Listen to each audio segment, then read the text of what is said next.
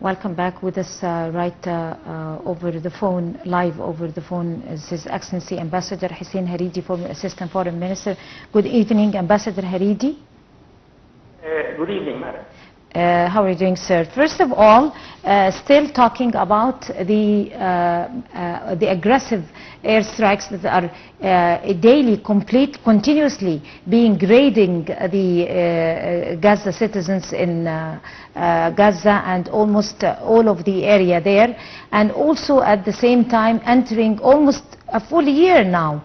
Genocidal war taking the lives of thousands and thousands of innocent, unarmed, innocent civilians, Palestinian civilians, most of them children and women. Lately, the United Nations condemned some airstrikes that has been launched over the West Bank and Gaza under the title Unlawful Airstrikes. They condemned it in the worst way. Now the international community is starting now to speak up and condemning these Israeli strikes and Israeli behavior openly. Do you see any change in the international community's stance? And how do you describe the situation now after 1 year of the genocidal crimes committed in Gaza?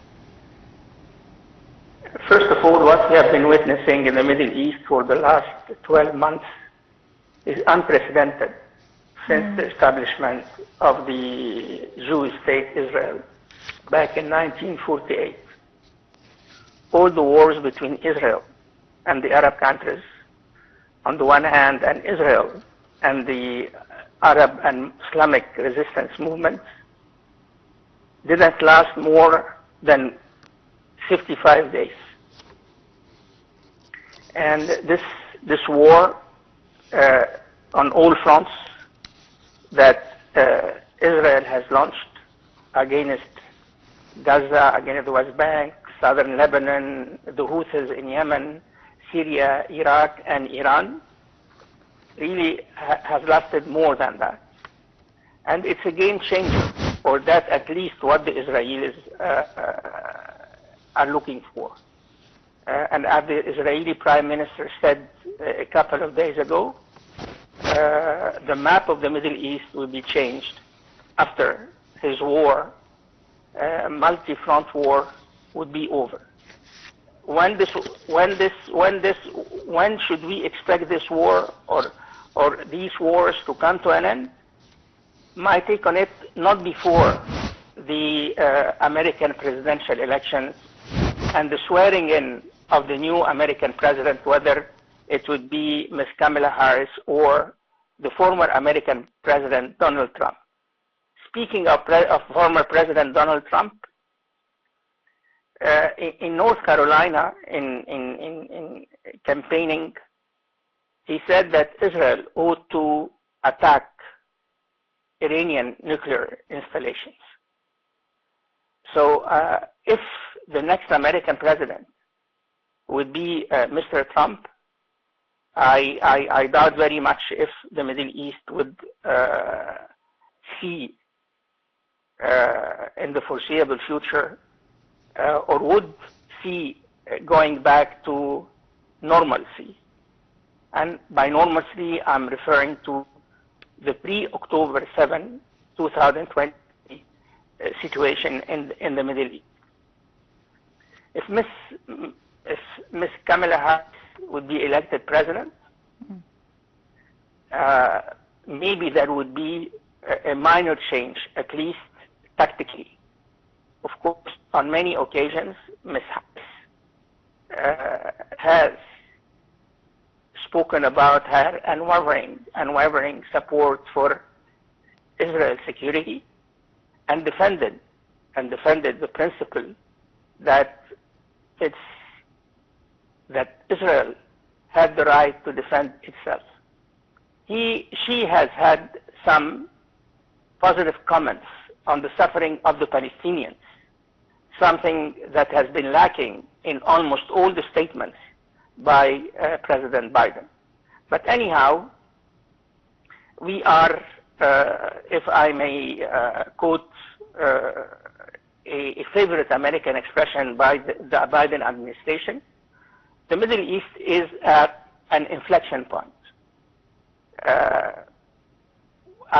The Middle East today, or the Middle East, the post-war Middle East, won't be the same as the pre-October 7th, 2023 Middle East. So we have to brace ourselves for radical changes in the political map in the Middle East and try to understand the consequences of such radical change in terms of the national interest of Egypt. Right. Ambassador Hareedy, you raised a very important point, which is a phrase that says, or a belief that says that the Middle East won't be the same Middle East after October 7th. That's true. On the other hand, the U.S. and the world won't be the same also, or have changed a lot after October 7th, and will change a lot after the wars, because after October 7th and ever since that date and until this very moment, a lot of truths had been revealed to the whole world and to international community. A lot of stances has been changed by peoples of nations, and even Jews themselves in New York are defending justice and are taking a strong stance towards the genocidal crimes that are committed against the innocent civilians in Gaza and the rights that are being sieged from Palestinians. So do you agree or not with the concept of the change on all levels, not only in the Middle East, but on top of them is the United States itself? And the first step, or the first stop, may we call it, is the American elections that is going to be highly affected by what's happening in the Middle East, to the extent that it's going to affect the choice of a president by the people who are paying the taxes in the United States. This is going to affect their choice of the president. However, it's not going to be so different between both. But like you kindly mentioned, that if Donald Trump is taking over again, it's going to be a catastrophe. So if you like to elaborate. Well, first of all, the most important thing, yes, of course, you are right in saying that now, to a certain extent, and I would underline to a certain extent, we have witnessed changes in international public opinion vis-à-vis Israel. But the most salient part is, do these changes have an impact on either American policies or the Israeli aggressions going on in the Middle East? So far, this hasn't been proven true. So regardless of demonstrations on campuses of American universities in the United States, regardless of the demonstrations sometimes organized in various Western capitals, with all, of course, due respect to those who organized it and to those who participated in it, and out of principle and out of humanitarian considerations, I have to say, unfortunately, these changes haven't had any impact on the behavior or on the policies and the strategies of the Israelis. Maybe, let's hope, maybe with the, in case the American voters would elect Ms. Harris to be their next president, let's hope that the American strategy towards the Middle East would see some positive changes from the point of view, from the Arab point of view and the Palestinian point of view, in the sense that the new American administration would show more forceful actions towards these aggressive strategy adopted by the Israeli government right now. But having said that, we shouldn't be very hopeful as far as this point is concerned. Let's be realistic.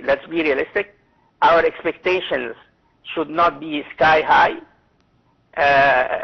The main question, speaking about the next American administration, one element, one important element that could weigh on the way the United States, the next American administration, would manage the situation in the Middle East is the Arab position. What's the Arab position? Today, I don't think that we can speak of an Arab position that has a bearing on the developments in the Middle East. Exactly. Of course, totally agree with you. But on the same line, let me take us to what you kindly also raised now, which is the Arab position or the Arab stance.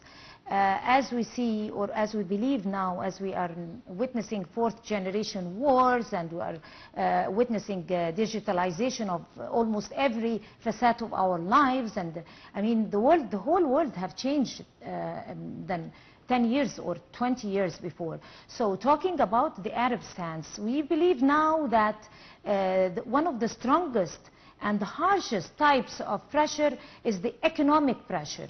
The money-wise, I mean, when money talks, there could be a lot of other languages that, and there could be listening. Also, people could be listening to what you're saying. So we have also witnessed President Abdel Fattah al-Sisi receiving the Emirati President Sheikh Mohammed bin Zayed over to Egypt, witnessing the graduation of the cadets of the military academy, a new batch, and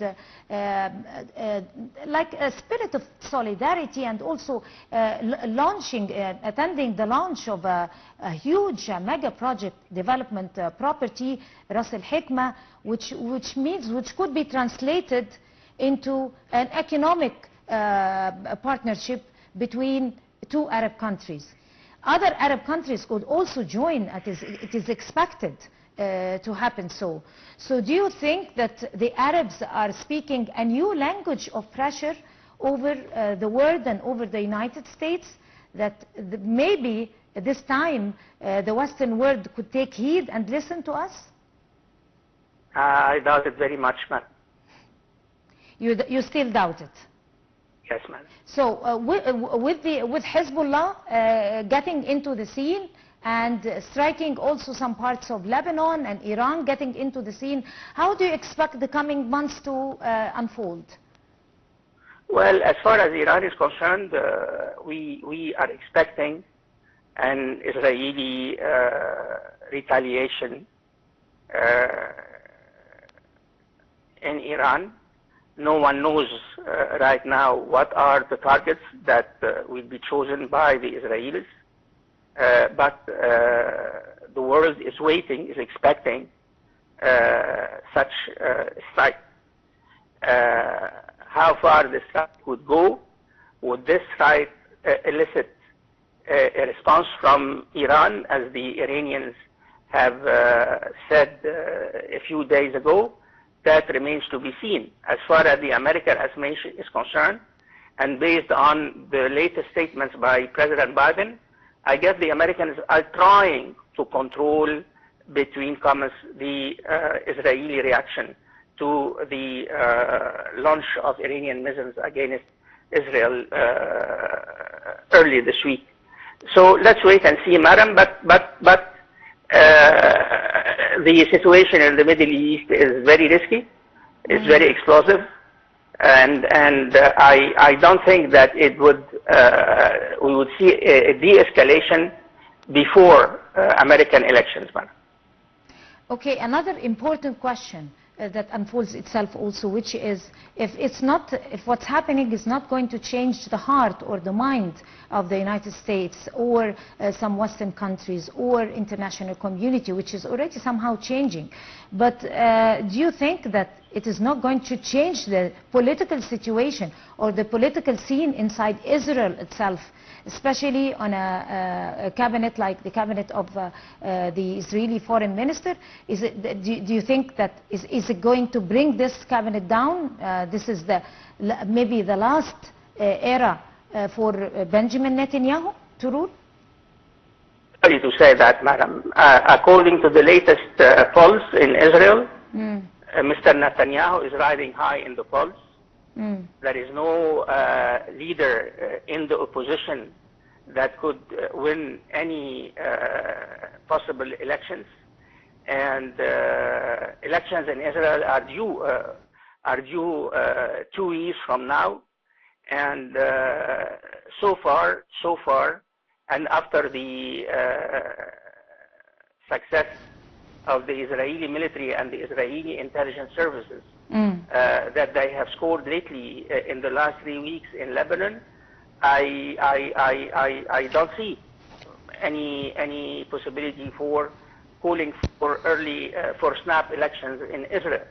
But as I said earlier, today Mr. Netanyahu is riding high.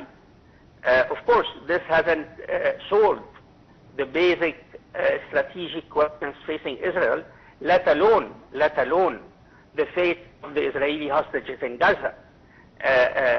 But this is how I see the situation, madam. And, Right. And it's well, we shouldn't be very optimistic about the outcome. Right. On that note, Ambassador Hussein Hareedy, you are a former Assistant Foreign Minister. We'd like to thank you, sir, talking to us on Arab Affairs.